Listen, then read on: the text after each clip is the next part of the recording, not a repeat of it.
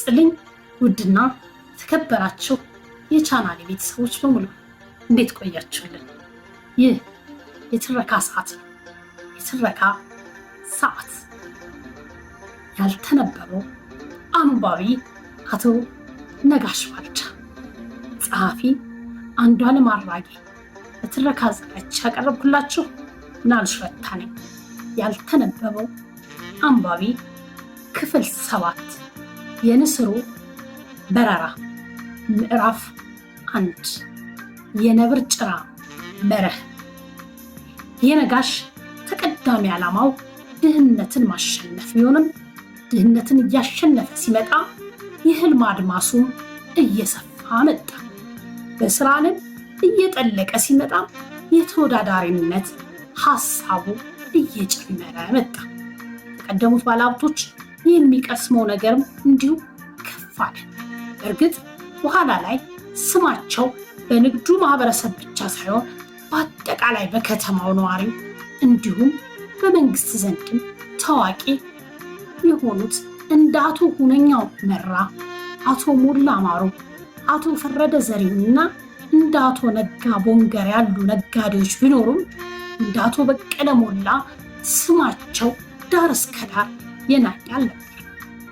የአቶ በቀለ ሞላ የንግድ አካሄድ ወጣቱ ነጋሽ ባልቻን ያስደምመው ነበር። ከደብረ ዘይት እስከ አርባ ምንጭ የተዘረጋው የንግድ ስራቸው ያስገርመው ነበር። ከደብረ ዘይት እስከ አርባ ምንጭ የተዘረጋው የንግድ ስራቸው እያስገረመው በሀገር አቀፍ ደረጃ የሚጠሩ የእነርሱ ስኬት የሀገር ስኬት ተደርጎ የሚታይላቸው ሰዎችን ማየት ይመስጠው ነበር። ነጋሽ ከብረቷ እናቱ ከአቶ መገርሳም ሆነ ከፍ ብለን ከጠቀስናቸው ጉምቱ የንግድ ሰዎች አንድ ቁልፍ ነገር ቀስሟል። የስራውን ውል ወይም ጫፉን የያዘ ሰው በጭራሽ የጨበጠውን መልቀቅ እንደማይገባው ተረድቷል። በልጅነት ወደ ልቡ የገባ ነገር ደግሞ ከደምና ከስጋ ጋር እንደሚዋሃድ ሙሉ ከአቶ ነጋሽ አንደበት እነሆ አንድ ያስከውን ጫፍ ከለቀቅ ራስህን ጉድጓድ ውስጥ ነው የምታገኘው። ከዚያ ጉድጓድ መውጣት ደግሞ ዓመታትን ይጠይቃል። ከነጭራሹም ላትወጣ ትችላለህ። ስለዚህ የጨበጥኩት የስራ ጫፍ በፍጹም ከእጄ መውጣት እንደሌለበት በማመን ከፍተኛ ጥረት አደርግ ነበር። ሌላው በቤተሰቤ ውስጥ በጥቂቱም ቢሆን ጫፉን ያስኩት እኔ ነኝ። ያችን ጫፍ የለቀኩ እንደሆን ብቻዬን አይደለም በታች የምወርደው ቤተሰቤንም ይዤ ችግር ውስጥ። ስለዚህ ጥርስን ነክሶ የጀመርኩትን ነገር ለፍጻሜ ማብቃት ከመጀመሪያው ጀምሮ እንደ መርህ የምከተለው ጉዳይ ሆነ። ሌላው ነገር ላይ ለመድረስ ያለኝ ጉጉት እንዳለ ሆኖ ከወጣሁት አድካሚና መሰናከል የበዛው የድህነት ህይወት አንጻር ያስኩትን ከለቀቁ ወደ ነበርኩበት ክፉ ሁኔታ መለሳለሁ የሚል ሐሳብ ሁሌም ያባንነኝ ነበር። በስራ ቦታ አካባቢ የነበረው ጤነኛ የስራ ፉክክርም ያስኩትን አጥብቄ እንዲይዝ ሌላ ምክንያት ሆኖኛል። ተንኮል የሌለበት ንግድ ያሳድጋል። ሁልጊዜም በስራና በማቀርባቸው እቃዎች ጥራት ተሽሎ ለመገኘት በርትቼ ሰራ ነበር። ከሌሎች ነጋዴዎች መቅሰም ያለብኝን ትምህርት ከነሱ ይጎድላል የሚለውን ደግሞ በራሴ ጥረት በማስተካከል የንግድ ስራዬን እያቀላጠፍኩት መጣ። የባለቤቴ ወንድምና የወንድሜ ልጅ ከሀገር ቤት በማምጣት ከፍ ያለ ኃይል እየጨመርኩ እንዲሄድ ረዳኝ።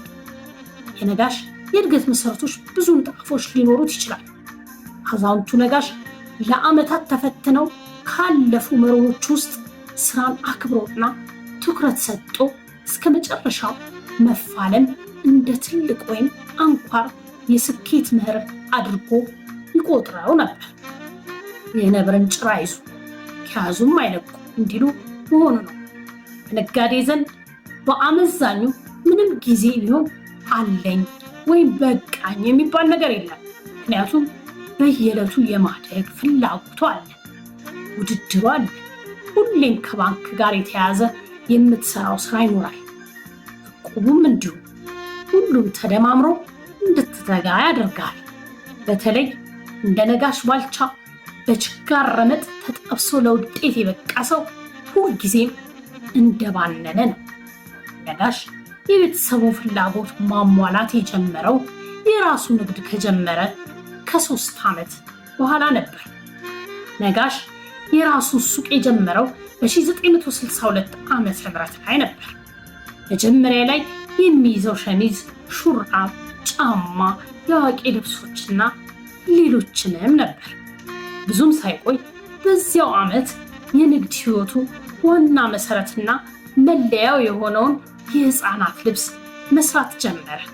በቀጣዩ ዓመት በ1963 ዓመተ ምህረት የበጎ አድራጎት ድርጅት ጨረታ አሸንፎ ሱቅ ያዘ። የድርጅቱንም ስም ናሽናል አለ። ይሁን እንጂ አጠገቡ ያለ ሌላ ድርጅት ኢንተርናሽናል የሚል ስያሜ አወጣ። እንግዲህ ተቀራራቢና ደንበኞችን ግራ የሚያጋባ ስም ይዞ መቀጠሉ የራሱን መለያ ወይም ብራንድ ይዞ ለመውጣትም ሆነ በስራው ለማደግ አስቸጋሪ እንደሚሆን አልሳተም። ሌላ መጠሪያ እስኪተካው እረፍት አልባ ሆነ። ለሁሉም የቤተሰቡ አባል ስም የማውጣት ዘመቻውን በይፋ እንዲቀላቀሉ አዘዘ። ሆኖም ከቤተሰቡ አባላት የደንበኞችን ቀልብ የሚገዛ የድርጅቱን የሁልጊዜ መለያ ወይም ብራንድ የሚሆን ስም ያወጣ አልነበረም። ነጋሽ ሲያወጣና ሲያወርድ ከቆየ በኋላ ቤተልሔም የሚል መጠሪያ ሰጠ።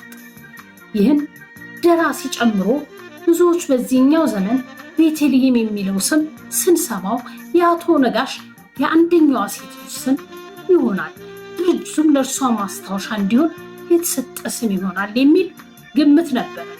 ነገሩ ወዲህ ነው። ነጋሽ በቤተሰቡ ተጠየቀ። ለምን ቤተልሔም አልከው ተባለ። ስራችን የሕፃናትን ልብስ መሸጥ፣ ጌታ የተወለደበት ቦታ ስም ደግሞ ቤተልሔም ነው አላቸው። ነጋሽ ይህንንም ስም ሲያወጣ ስሙ ዘመን ተሻጋሪ የድርጅቱ ስም እንዲሆን አልገመተም ነበር። ስም ያልነበረውን ንግድ ስም አገኘ። ነጋሽም ቤተሰቡም በአዲሱ ስም ደስተኞች ሆኑ። ቤተልሔም የሕፃናት የልብስ መደብር ተባለ። ለዘመናት ወላጆችና ሕፃናት የሚማልሉለት ስም ይለናል ጸሐፊ አንዱዓለም አራጌ ያልተነበበው አንባቢ አቶ ነጋሽ ባልቻ በተሰኘው መጽሐፉ ላይ። ውድ የምናልሽ ኢንተርቴንመንት ተከታታዮች በሙሉ ስለ አብሮነታችሁ አብራችሁ ስላላችሁ ስለምትደግፉን ሁሌም ከልብ እያመሰገንን ዛሬም እንደተለመደው ቻናላችንን ሰብስክራይብ